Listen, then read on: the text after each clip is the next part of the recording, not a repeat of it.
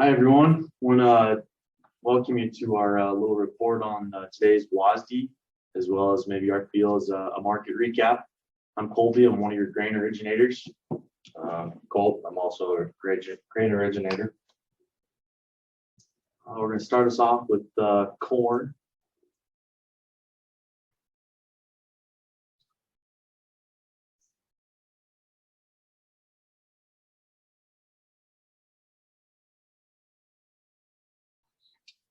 Today's report, we looked at both yield, acres, and then total carryouts. We highlighted a few of what we feel important changes here today on the planted acres for the new crop. Went from August's 92.7 USDA number versus today 93.3. Raised that planted acres. Also raised the yield. That 174.6 that they printed in August. Boy, sure shocked the trade. Was much lower than the average trade guess. 176.3. It's actually about a half a bushel above the average trade guess today. All in all, we saw U.S. production up from the August number, and we also saw demand up today as well. Oftentimes see the USDA do that. You see a large increase in supply, they're going to adjust demand as well. Yeah, kind of looking at the soybeans. Today, the USDA increased the size of the whole crop by 245 million bushels. That comes from the higher planted acres. You see the 87.6 in August. Today, they printed 87.2, as well as a 0.6 increase in the yield. One thing they did do as well is increase exports and feed demand. Kind of really that just ended up with the higher ending stocks of over 150 million bushels. So you kind of see that'll drop the average cash price by 30 cents.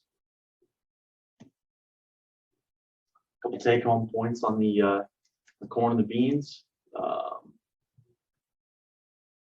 Basically, acreage and yield closer to where the trade thinks it should be, and maybe that's the reason that this thing traded a wild range here today.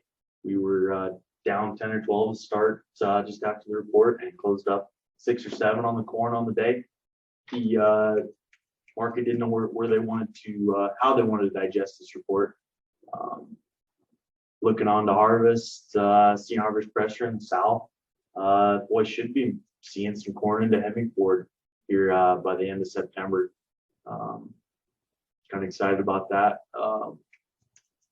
Continue to talk La Nina, El Nino. It's definitely going to make it for an interesting year, both here and in South America.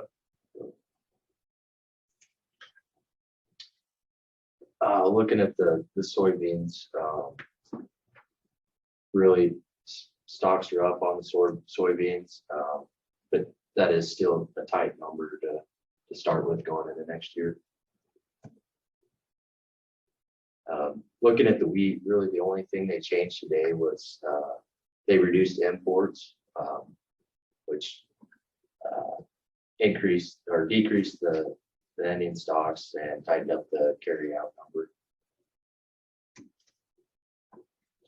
Look at this carryout to use ratio. Really see that come in here the last, well, I guess 6 months or really this year, which has been good. Looking at the U.S. competitively, other exporters here, I think puts us in a lot better spot.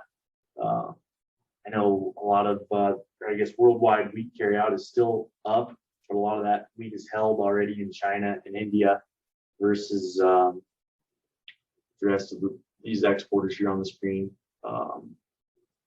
Pretty tight stocks.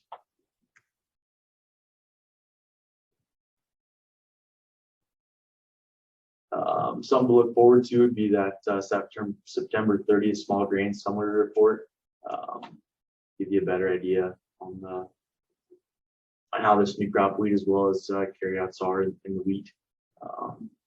Also seeing a lot of wheat planting going on here, both in the Southern Plains as well as here at home.